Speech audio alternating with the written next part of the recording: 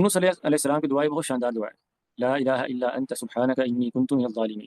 دعا تو انشاءاللہ آپ سب کو معلوم ہوگی۔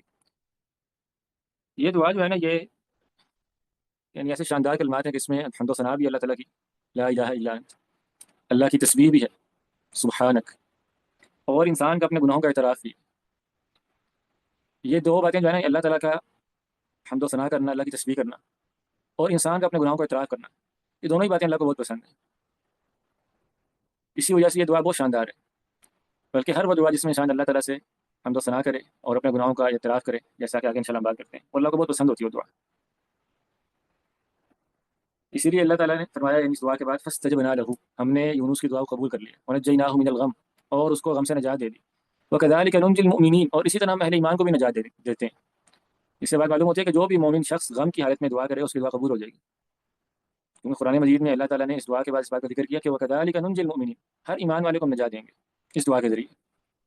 اور اللہ کے رسول صلی اللہ علیہ وسلم نے یعنی آپ کے حدیث میں بھی آتا ہے، آپ نے فرمایا فإنه لم يدع به رجل مسلم في شيء قط إلا استجاب الله له، کہ انسان جب بھی یونس علیہ السلام کی دعا کے ذریعے اللہ سے کچھ چیز طلب کرتا ہے تو اللہ اس کی دعا قبول کر لیتے ہیں۔